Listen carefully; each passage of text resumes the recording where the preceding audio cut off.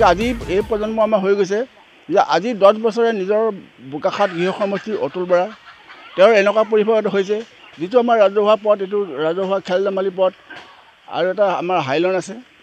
গৰু বাৰিষা হ'লে বন্ধ হ'লে আমাৰ এনেকুৱা এটা পৰিস্থিতি হৈ পৰে বাৰিষা হ'লে ইমানটো পানী আমি গৰু অনা নিয়া কৰিব লগা হয় বহুত কষ্টৰে মানুহবোৰ হগা মোটা সকলো ফালৰ পৰা আমাৰ বহুত অশান্তি এই পথৰে আমি আপোনাৰ আজি 150 200 250 300 মানুহে এই পথেৰে অহা যোৱা কৰে পথাৰলৈ যায় মানে আমাৰ আগত এনেকুৱা এটা হৈ গৈছিলে আমি এইখন যি ৰাজহুৱা যি খেলপথাৰ তাত আমাৰ বহুত ধৰণৰ আমি ৰং ৰহস্য খেল ধেমালি প্ৰতিযোগিতা আমি আগবঢ়াওঁ চাওক পূব কাজিৰঙা গাঁও পঞ্চায়তৰ এইটো 8 নং ৱাৰ্ড এই ৱাৰ্ডৰ মানুহখিনি আচলতে আজিৰ তাৰিখতো যে ইমান জমৰ যন্ত্ৰণা বছৰৰ প্ৰথম জাক পহিলা জাক বৰষুণতে আপোনাৰ এনে ধৰণৰ ৰাস্তাত খোজকাঢ়িবলগীয়া হৈছে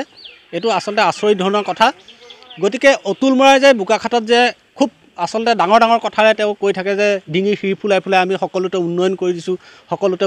দিছোঁ যদি উন্নয়ন হৈছে তেতিয়াহ'লে এই মানুহবিলাকে কিয় আজি এই মেখেলাখন ছপাই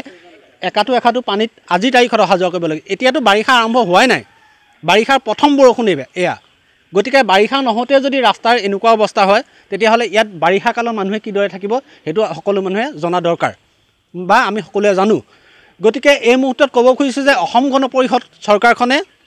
আচলতে বোকাখাট সমষ্টিত উন্নয়নৰ নামত তেওঁলোকে একো কৰিব পৰা নাই আচলতে ফটাঢুল কোবাই আছে চাৰিওফালে তেওঁলোকে আচলতে ধনবল বাহুবলৰ ৰাজনীতি কৰি এতিয়া সমস্ত আচলতে তেওঁলোকে পঞ্চায়তবিলাক দখল কৰি লৈ আমি আগন্তুক 5 বছৰটো দেখিম যে এই যোৱা 5 বছৰটো ইয়াত বিজেপি শাসিত আচলতে পঞ্চায়তে আছিল এই পঞ্চায়তটো তেতিয়াও এই ৰাস্তাবিলাকত আচলতে চকু নপৰিল এই 5 বছৰটো যে তেওঁলোকে পৰিব সেইটো আমাৰ আচলতে মনে নধৰে গতিকে আমি অনুৰোধ জনাইছোঁ এই 5 বছৰত যাতে এই ৰাস্তাবিলাকৰ কাম সম্পূৰ্ণ হয় এই 5 বছৰৰ ভিতৰত যাতে প্ৰত্যেকবিলাক যিবিলাক ৱাৰ্ড মেম্বাৰ ইয়াৰ পৰা আচলতে ৰাইজে নিৰ্বাচন কৰিছে এই নিৰ্বাচন কৰা জনপ্ৰতিনিধিবিলাকে যাতে ৰাইজৰ প্ৰকৃত সমস্যাবিলাকৰ ওপৰত মাত মাতে বা চোৱা চিতা কৰে